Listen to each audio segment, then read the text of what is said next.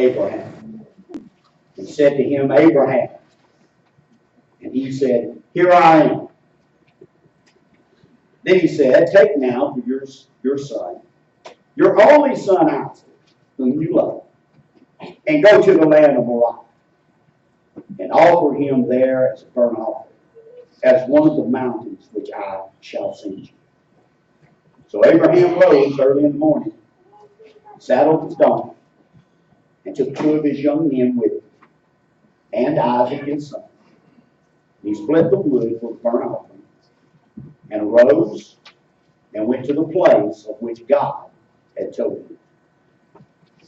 Then on the 3rd day, Abraham lifted his eyes and saw the place afar off. And Abraham said to his young men, Stay here with the donkey. The lad and I will go yonder and worship. We will come back to you. So Abraham took the wood of the burnt offering, and he laid it on Isaac his son. He took the fire in his hand, and a knife, and the 2 of them went together. But Isaac spoke to Abraham his father and said, My father? And he said, Here I am, my son. Then he said, Look, the fire and the wood. But where is the lamb for a burnt offering? Then they came to the place of which God had told him. And Abraham built an altar there, placed the wood in order. He bound Isaac his son, and laid him on the altar upon the wood. Abraham stretched out his hands and took the knife to slay his son. But the angel of the Lord called to him from heaven and said, Abraham, Abraham. So he said, Here am I. And he said, Do not lay your hand on the lad, or do anything to him. For now I know that you fear God, since you have not withheld your son, your only son, from me. Then Abraham lifted his eyes and looked, and there behind him was a ram caught in the thicket by its horns. So Abraham went and took the ram and offered it up for a burnt offering instead of his son. And Abraham called the name of the place, The Lord Will Provide. As it is said to this day, In the mount of the Lord it shall be provided. Father, we come to you grateful and thankful for this day and for this great word and the truth that you're going to reveal today. Now, Father, it's the prayer of our heart that you open our eyes that we might see you. See you in all your righteousness and all your holiness, all your glory, all your power and all your might. Help us now, Father, to have ears to hear what the Spirit of God says. If He leads us to confession and repentance, Father, bring humility and obedience. May we hear the Spirit speak today, and may we be obedient even to the point of death. Anoint now and bless, Father, is our prayer in Jesus' name. Amen. Be seated.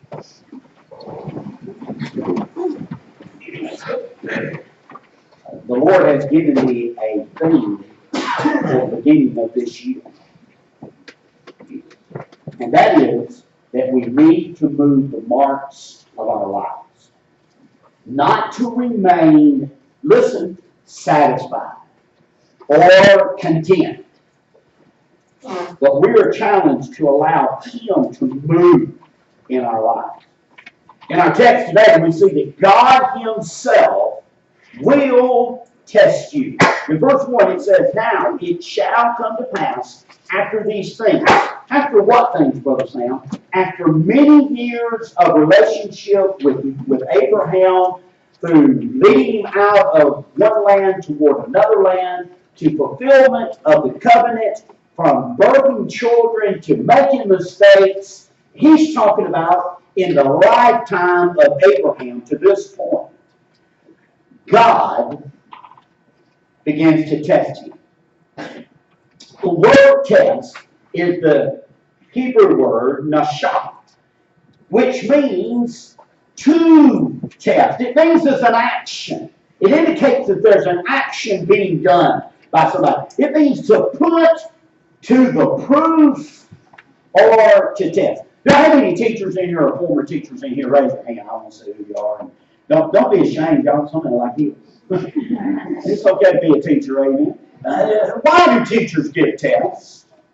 It's to bring evaluation of knowledge obtained. How much do you know?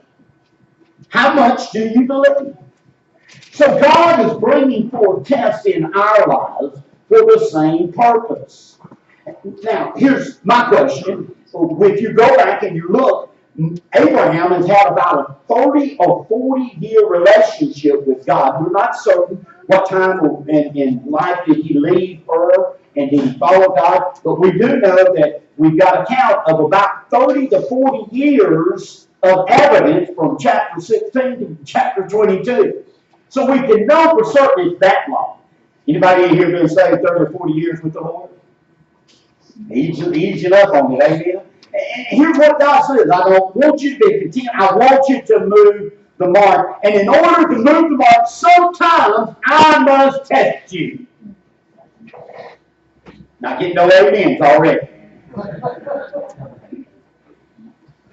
I don't believe that this test was a test of Abraham's obedience. Because, see, Abraham, from the very beginning of his relationship with God, had been obedient. In Genesis chapter 12, verse 1, the Bible says, "Now the Lord had said to Abram, get out of your country, from your family, and from your father's house, to a land that I will show you. I will make you a great nation." And the scripture says, immediately Abraham left. So I don't think this test was based on obedience. How many of us have always or tried to be obedient to our God? Many of us try to be obedient on a daily basis to God. Now, how many of us fall short? We miss the mark sometimes, and we fall short. And so God already knows that unique part of our relationship. He already knows whether we have a heart to be obedient to Him. So I don't believe He's testing Abraham based on his obedience. Some of you are going through testings with God today, and it's not based on your obedience. God knows if you're trying to be obedient, you're trying to walk with God, you're trying to follow God. The evidence of that is you're here today. Amen. Amen. So God's not testing. Okay, you know what I'm saying? Why is He testing? Well, I'm sure that Abraham wanted to answer that same question. And he doesn't, listen, he doesn't find it out to verse 11 and 12. Did you notice? We know that God wasn't testing him in his obedience because from verse number 1 to verse number 11, God reveals the obedience of Abraham.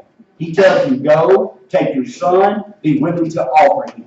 Abraham never questioned him. Abraham never doubts him. Abraham is faithful in his obedience. Some of you are going through testing today, and you're wondering, what is God up to?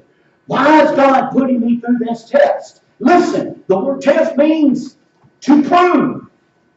Is it all right for God to put you through something so that you can have proof? Anybody in here ever questioned and wondered where God is and what God's up to?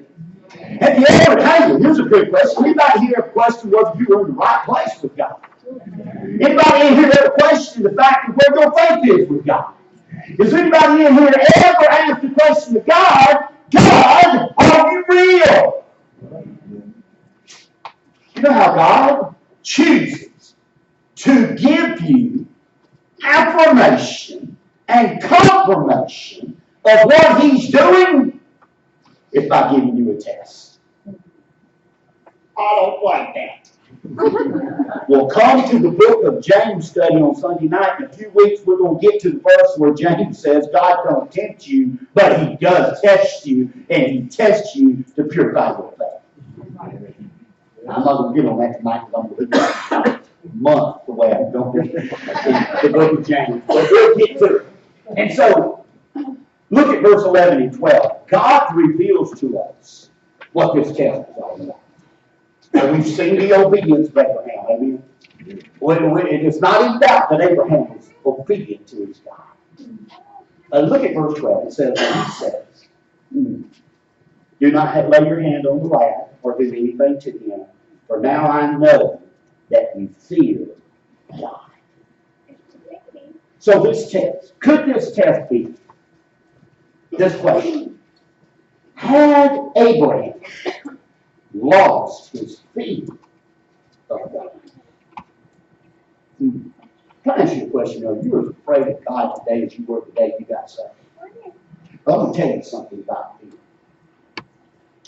The word fear is the Hebrew word yarah. It means fearing, which gives an indication that our fearing should never stop. That it's consistent, it's ongoing. All right? Now I want to ask you a question. Has your fear of God always been the same? Has it been continued? Some of us might say, well, Brother Sam, the longer I walk with God, my fear of Him gets greater. Or have we become comfortable and constant in our belief that we are fearing God? This is what I wrote here. Our fear of God is out of respect of God's power and presence in our lives. That's what it is. The word also means to be reverent. It means to be afraid of. In Proverbs 1, verse number 7, the scripture says this. The fear of the Lord is the beginning of knowledge. I'll submit to you that when you and I enter into a relationship with God, we do so with the fear of God's position. Please hear Brother Sam. His position, not yours, but His position. He is a righteous judge. He is an all-powerful God. He is an all-knowing God. He is an all-everything God. We would use the word omnipotent in describing who our God is. And so Abraham was asked to sacrifice his son, and we see he never blanked nor questioned God, yet he was fearful of losing it. He was not fearful of losing his son, but was fearful of hiding from his God. He had a fear of disappointing his God. He had a fear of judgment of his God. Abraham proved to God his amount of fear, listen, with his obedience. So watch this, look up here. Could it be that God today, some of you are in the testing part of your relationship with God? God is coming to you, and here's what God says. God says, I'm going to test you. I'm going to give you a test. Are you ready? I'm going to test you to see if you still fear me in the respect of my position as your God. Now chew on that for just a second. Cut you a nice little slice and put it in and just start chewing. You say, Brother Sam, what do you mean? Why should I prove to God? You don't need to prove to God, you need to prove to you. God already knows about you. God already knows some of y'all failing the test miserably. Amen. But see, you don't know you're failing the test. You don't know that you've gotten unafraid of the judgment of God or the knowledge of God or the position of who God is as Master and Lord and King of your life. You've grown cold to the fact that He's in control of everything in your life. Your fear has diminished of your God. Now, many of y'all knew my daddy. My daddy was a good man. Amen. He really was. I miss him. He used to talk about that.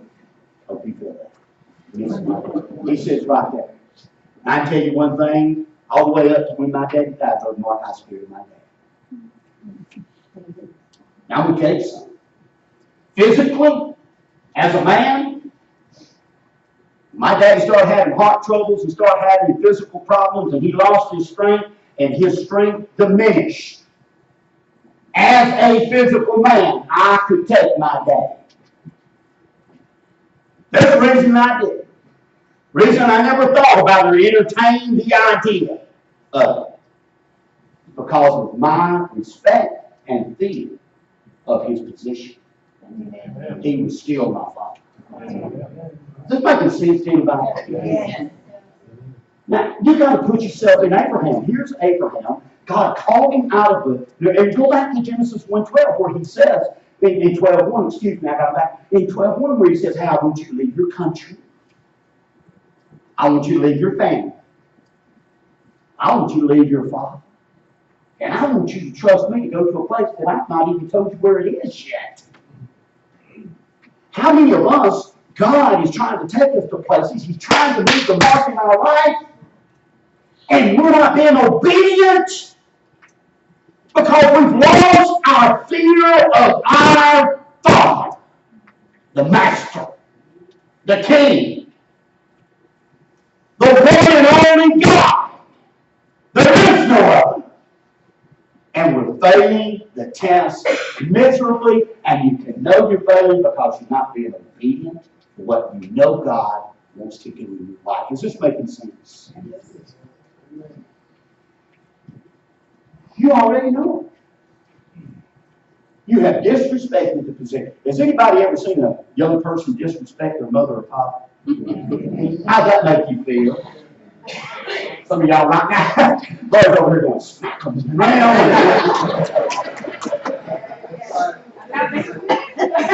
I started reaching for my belt, amen. Let's get them up here and do something.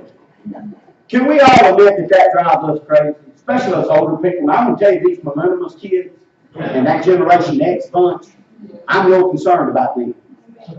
But us old baby boomers and all you folks came from the great generation, it drives you crazy to see a disrespectful child of people, listen, of position.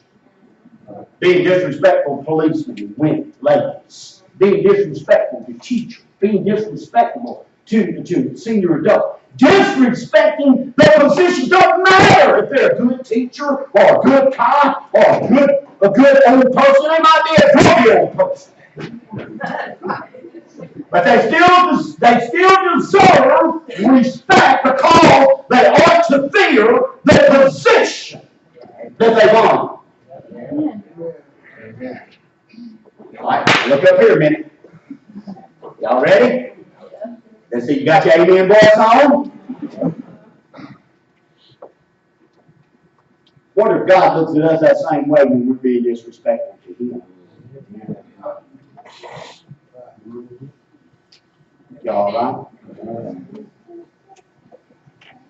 When you've got the gall to tell your God you know what's better for your life than He does. And so you rebel and go do your own thing, just like that disrespectful teenager. To where your God has guided your life and He's led your life and He's been working in your life, and then He brings you up to a little old test in life to where you ought to be ready to worship Him and be willing to sacrifice it all because He's just flat God.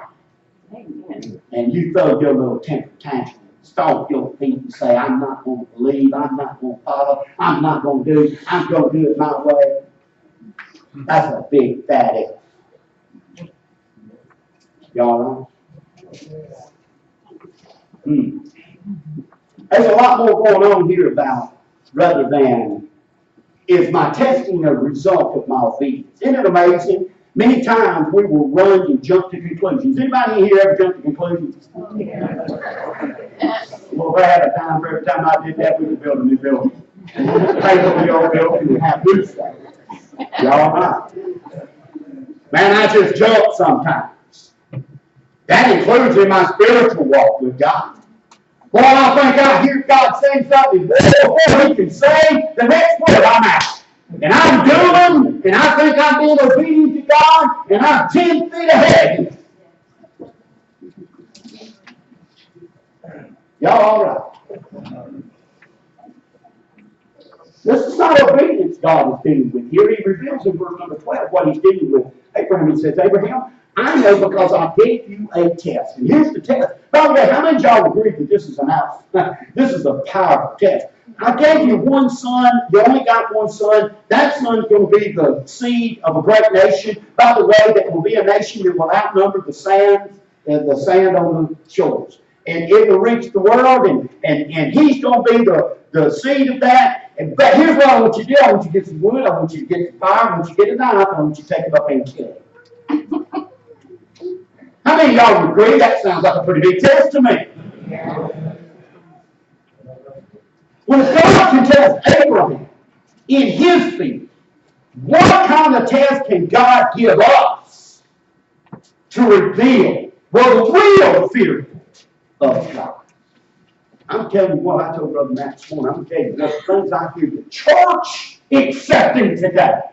We was in the office and I got the Baptist record and I was reading it, and there's a church in Washington, D.C. that is bringing on staff as co-pastors married women, 2 married women. And that church is sitting by accepting that nonsense. And deeming that God's sin.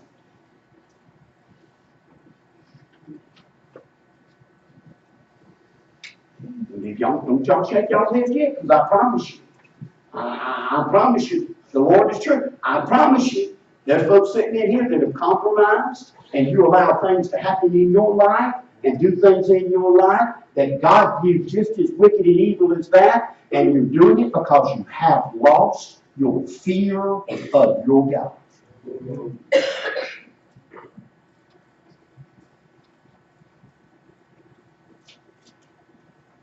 Y'all right?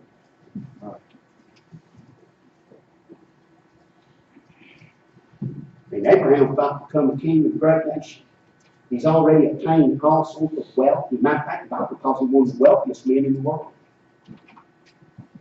He's got servants. He's got a multitude of servants and people that serve him. He's a kind of important guy in the world as we know. Matter of fact, the Bible will call him the father of faith. That's a pretty big title, isn't it? I mean, he's the man talked about in Hebrews more than anybody else. So, I mean, he's the first in Berlin in the whole thing. I mean, that's a pretty big honor. And God wants to check him and say, let me see now if all this is going to your life and impacting you in such a way that you would lose your fear of me. Isn't that what he says in verse number 12? I know now. You see that in the text? That present moment. Here's what God says. I know now that you fear God.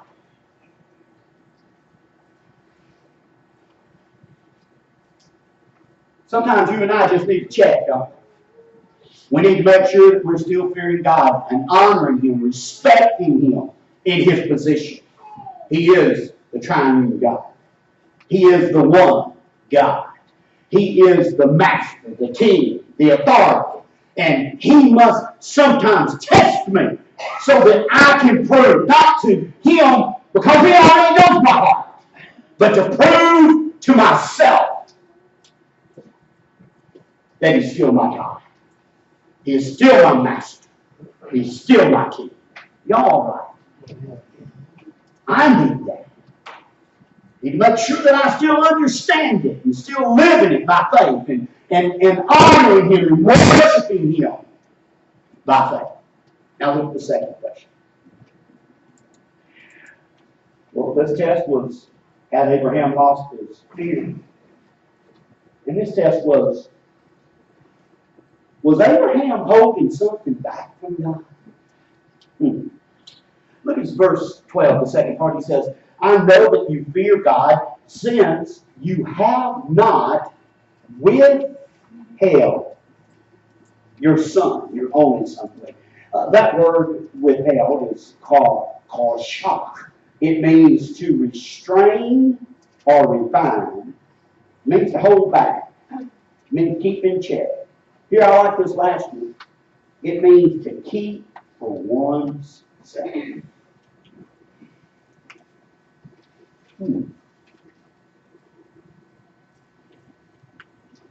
The Lord makes sure we understand that Abraham was being obedient. Listen to the single most important thing in his life. His only son. Abraham wanted his son so much.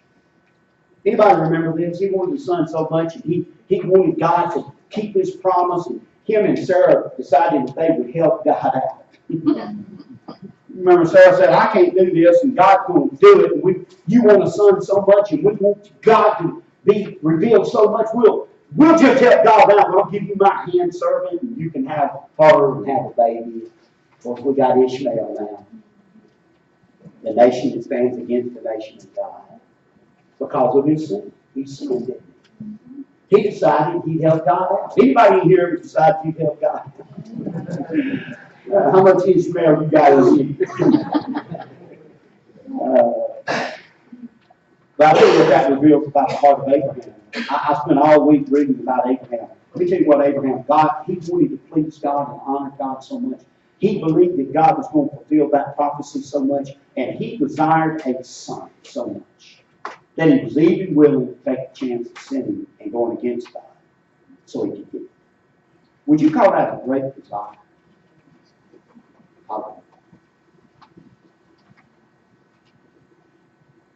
So this test that God gave,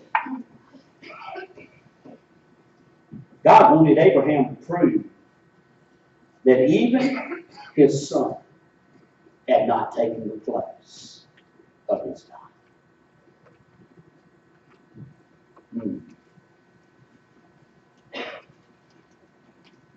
You may tell me, Brother Sam, that God would actually, in my life,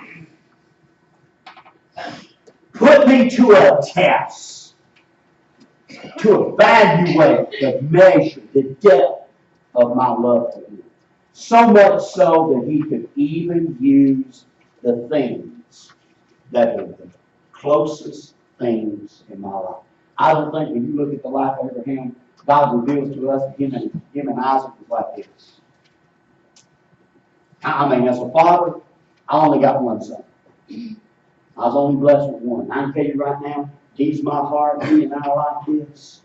We're inseparable. It kills me that I'm not even part of his life anymore, and he's grown on, been a man, and all that kind of stuff. That's a lonely feeling for a daddy that his only desire was to be with his son. I'll tell you that. Some of y'all know what I'm talking about. Some of you shake your head. You got a son that you want to be, or a daughter that you want to be. And I'm telling you, Abraham had that heart's desire. He said, man, I love Isaac. Isaac's the most important thing to me. I can't wait to see him grow into a man. I can't wait to hand him a man and let him take over. I can't wait to bless him. I want a man. I'm spending my whole life pouring into him about my God. Please don't miss the early parts of those verses when Isaac helped gather the stuff necessary to go worship God. And then Isaac speak up and said, hey, Daddy, we got the fire, we got the wood, but where's the lamb? You know what that gives an indication of? A young man whose father not only poured into his life his own love, but poured into his life the love of God.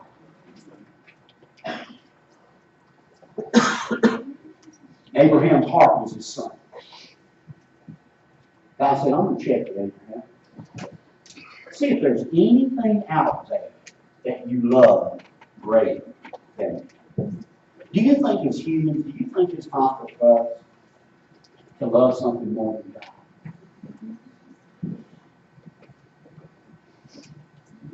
Could I even love my son more than God?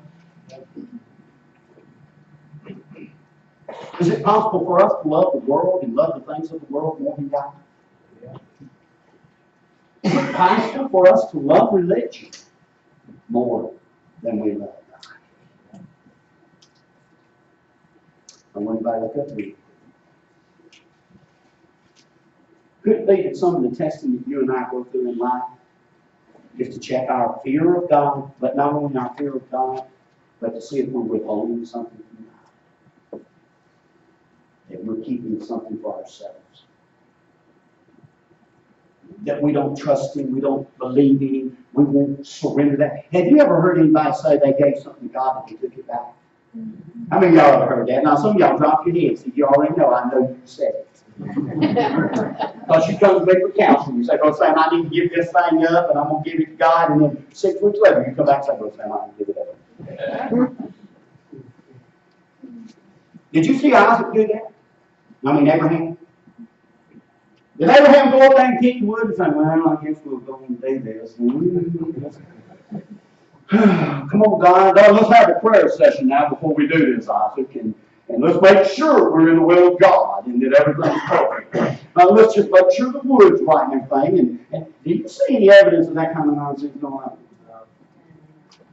He put the wood out, took Isaac, got his hand, and put him on the altar. Lifted the knife. Sounds like to me, God made his mind up. Nothing stood in the way of me and my God. How many of us would say, well, wait a minute, God, we need to go sharpen the knife. Hold on, God, there's not enough wood. God, hold on, you sure this is the right knife? I mean, after all, I may have missed that. I might be on the wrong place and mess the whole thing up.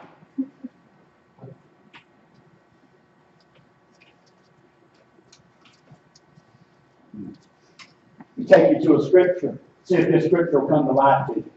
Luke chapter 14, verse 26. If anyone comes after me and does not hate his father and mother, wife and children, brothers and sisters, yes, and his own life also, he cannot. I want you to understand, he cannot be my disciple. You know what a disciple is? Somebody that follows the teachings of a master, a rabbi. Let me ask you a question. Did Jesus give his all to his God?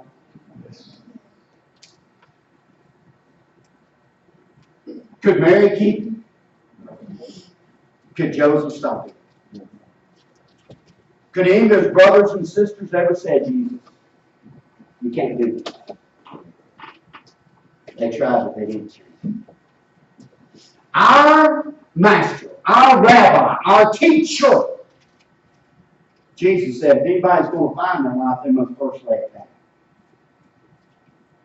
And did he go over laying his life down in order that you and I might have life?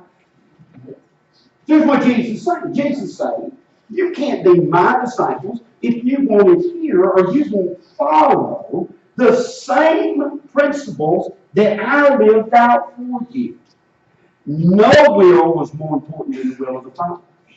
No action I ever took was more important than doing what I saw my Father do. Jesus gave us one example after another of saying this is how you have a relationship with the Father, is that you trust the Father with everything.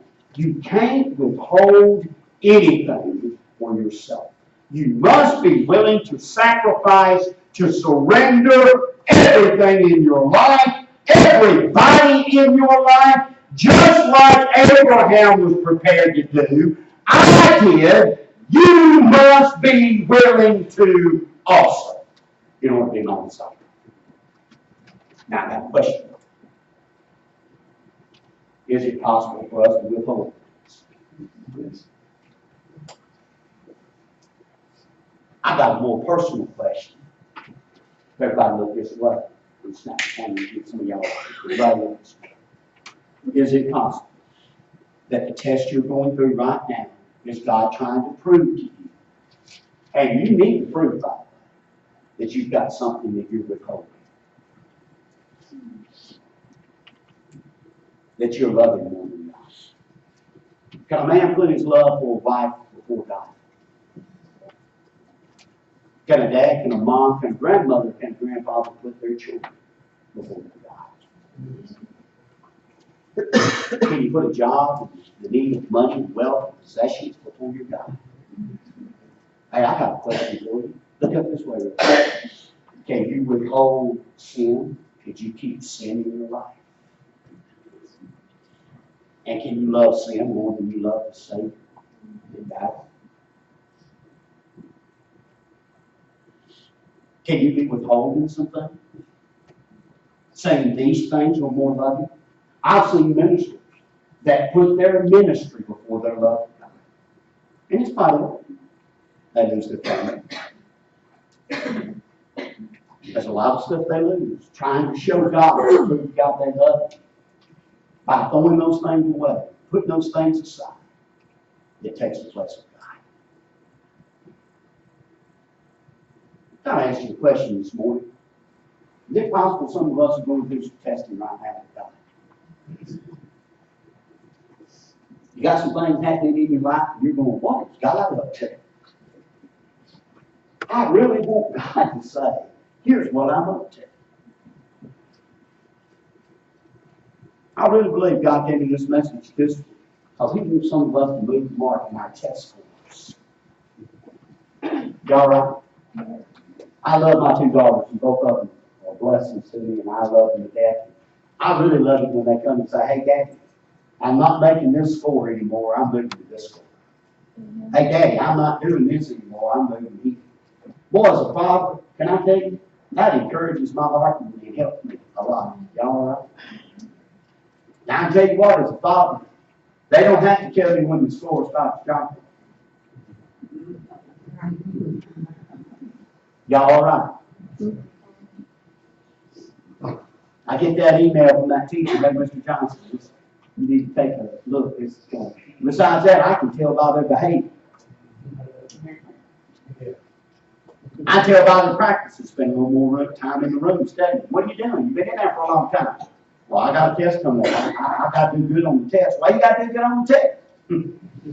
Because that's the test you ain't been doing so good on. Y'all right? Now, isn't that amazing? We'll laugh at that little scenario with our kids, our grandkids, our children, but did you know? Life's a test. Hey, did you know there's a lot of people out there that's going to make decisions with their eternal soul based on our growth with God?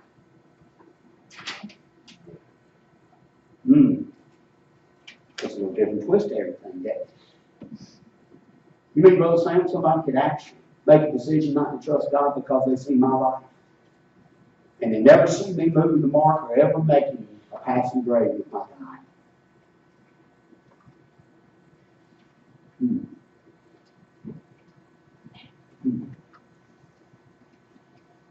You ever met anybody that made a decision not to follow Christ because of the hypocrites? That's all of us are supposed to be here today learning so we can pass the next test. And we don't. I'm supposed to have an A in Godology. Y'all right? That ain't a word. That ain't good, though. I go write a dictionary, Brother Sam's language, so everybody can get definition and clarity. Brother Gary's going to work on that. Godology. I think you know a lot about Jesus as a Christian. Hey, when I tell people I'm a disciple of Christ, doesn't it mean that I'm a follower of His teaching and the examples that He set? Boy, how do we look to the world when we keep withholding things that we tell them is sin, but we keep doing it?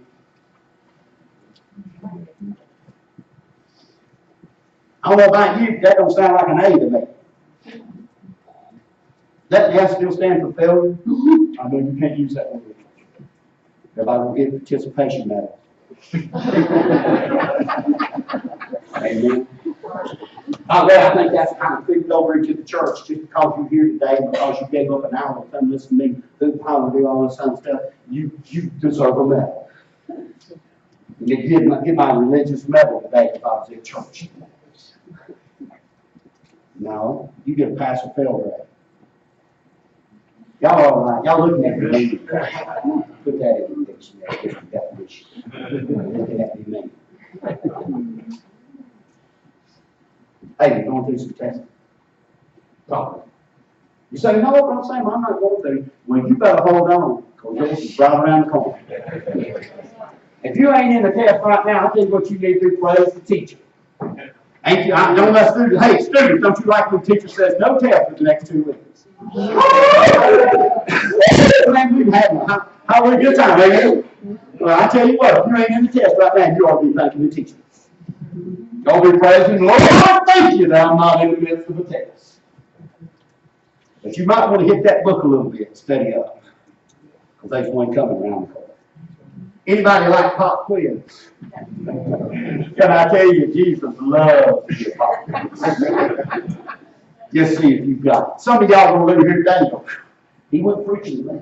I'm not going to do what? Leave me at the back door, Brother Sam. You sure gave him fits today. No. Let me tell you, you think you get a pop quiz. We'll find out whether you got it or not. God, Father, I love the fact that you say through the foolishness of preaching. That's what you desire to do. To reveal, teach to us, to speak in our heart. Father, that's a good chance. There's many here today that is under testing. And testing, Father, is a result. I really believe you gave me this, and I know you did for my own life, but Father, sometimes you just test me because you don't know if I still fear you. Do I still respect you? Am I still afraid of your position? You're almighty God. And will I continue to look at you in my life as being the Lord, the Master? Not only the Master of the universe, you're the Master of my life. Sometimes you test me just to make sure. And just to remind me. To prove, Father. To prove to me that I am who I say. Each time I do, Father, it brings great joy. It brings peace. That I allow nothing to take the place of my life. It could be that some of us won't be tested because we've got places in our life. We've got some things dear to our hearts, dear to our lives, attitudes, emotions, objects, people. Father, we're not ready to put on that altar of sacrifice. The Bible refers to that as idolatry. Idolatry is the making of a god to substitute the one God. So Father, if we're in testing right now, I pray that we would pass with flying colors. May we be able to say right now in this moment, I have not lost my respect, my fear. I'm still afraid of the position of my God. He is God. And may we say with all clarity, may we say with all confidence, that there is not one thing in my heart that is dearer to me than my God. Father, if we can't say that, we're not passing the test. So move the mark. Have us come and humble ourselves before you. Take those things that we're withholding from you. Lay them on the altar of prayer, confession, and repentance, and offer them as a sacrifice to you, that we might leave this place today a sweet aroma in your nostrils. So now, Father, you speak. Give us eyes to see, ears to hear. Help us to be obedient, just like Abraham. Just like Abraham. In Jesus' name. We head bow and eyes closed and sharing again the place. God's spoken to you concerning your life. Maybe you're missing the mark. Maybe you're not passing the grade in the tests that you're doing. You may have a physical test. You may be in an emotional test. You may be in a financial test. You may be in a spiritual test. Are you withholding anything from God? Is there something you Love more than Him. There's somebody you love more than Him.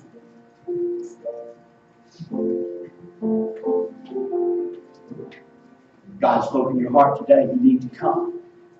Sacrifice it. Lay it at the altar and say, God, I want to offer this up to you, just as Abraham was willing to offer that which was the dearest thing to him. Yes.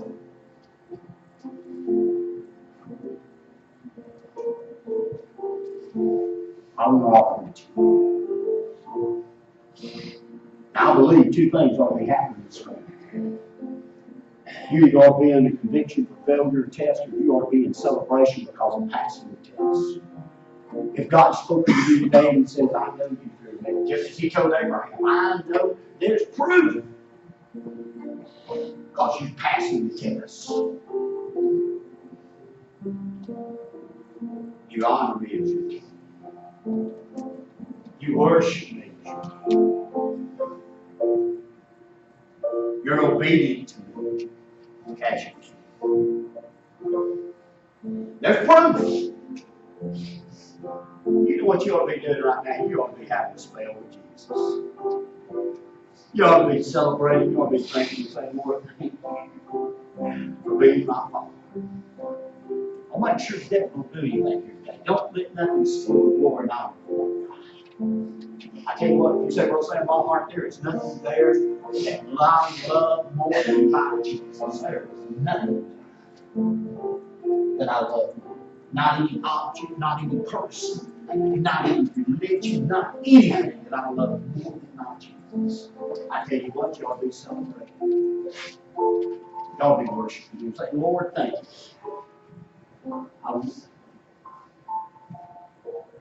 The Bible says worship in spirit and truth. That's the truth. You ought to be worshiping. Praise Him. Thank you, Jesus.